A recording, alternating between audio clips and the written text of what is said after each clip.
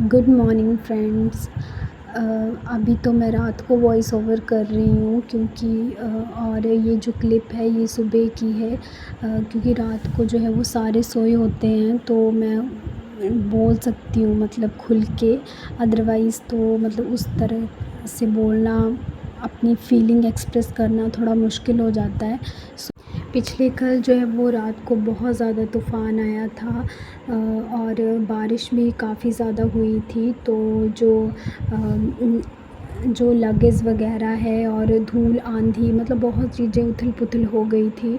तो मम्मा ने कहा कि भई मैं खाना बनाती हूँ और तू साफ़ सफाई वगैरह कर ले। तो आप सोच सकते हैं कि मैं 7 बजे लगी थी सुबह और 1 बजे मैं जो है वो सारा काम करके कंप्लीट मतलब फ्री हुई थी। तो सोच सकते हैं कि मैंने कितनी ज़्यादा सफाई की होगी। मतलब उसके बाद खाना बनाया, खाना बनाकर फिर मैंने खाया और उसके बाद सो गई थी।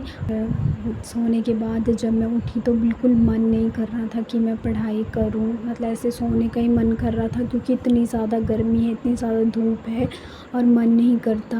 और यहाँ पे टेम्परेचर जो है वो अप्रॉक्सीमेट 40 के ऊपर ही रहता है। मतलब बहुत ही पिछले कल जो है वो बारिश हुई थी तो थोड़ा 35 समथिंग पहुँचा था, अदरवाइज़ 40 तक ही 41 42 ही रहता है। तो मैंने सोचा कि उठ जाऊँ, सो के कुछ नहीं होएगा क्योंकि थोड़ा बहुत पढ़ूँगी तभी दिमाग में आएगा। फिर उठ के मैंने मम्मा से फ़ोन लेके आई थी क्योंकि मेरा खुद का फ़ोन नहीं है और मैं जो ये थोड़ी बहुत क्लिप लेती हूँ ये सिर्फ मम्मा के फ़ोन से ही लेती हूँ। तो अभी रात को मम्मी सो गए हैं तो मैंने मम्मा का फ़ोन लाया और अभी मैं जो है वो एडिटिंग करके उसको वॉइस ओवर कर रही हूँ। तो फिर उसके बाद मैंने फ़ोन लिया मम्मा का और जीएस वगैरह देखी, मैंने क्वेश्चन लगाए थोड़े से।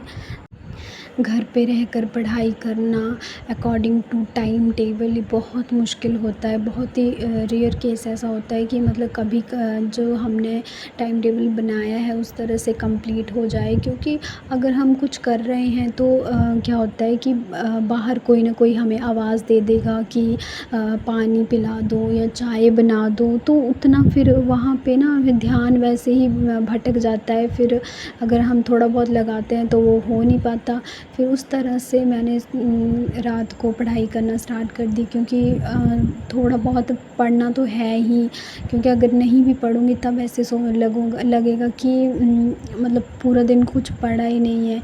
और अगर थोड़ा बहुत अगर 2-3 घंटे भी पढ़ लूँगी तो इतना तो होगा कि नई बुक्स देखी थी मैंने, तो खुद को एक सेटिस्फेक्शन मिल जाएगी।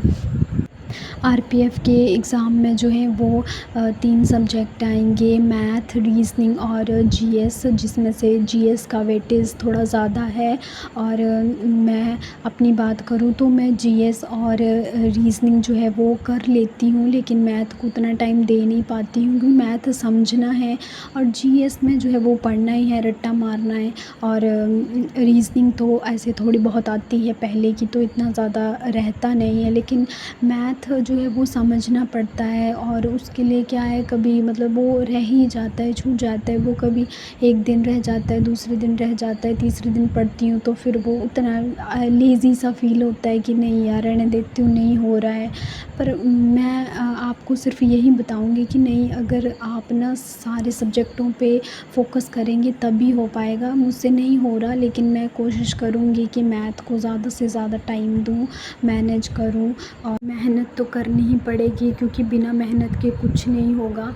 और मेरा जो है वो मैथ वीक है तो मुझे उस पे ज़्यादा फ़ोकस करना पड़ेगा। हाँ, जीएस पे भी करना है, लेकिन जीएस का इतना है कि हो जाता है थोड़ा बहुत, लेकिन मैथ का बिल्कुल नहीं हो पाता और यही मुझे हर बार मुझे मरवा जाता है। मतलब जहाँ भी मेरा एग्ज़ाम होता है, जब भी होता है, तो ये कहीं ना कहीं जो है वो लैग कर जाता है। तो मुझे इस पे बहुत ज़्यादा ध्यान देना पड़ेगा। अभी टाइम है तो मुझे जो है वो सिलेबस तो है, कंप्लीट है, लेकिन फिर भी मतलब बार बार उसको देखना पड़ेगा तभी जाके कुछ ना कुछ हो पाएगा। और ये मैं अपनी लास्ट में सोने के पहले जस्ट मैं अपनी डायरी लिखती हूँ कि मतलब मैंने क्या किया और मेरे साथ क्या हो रहा है और मुझे क्या करना चाहिए।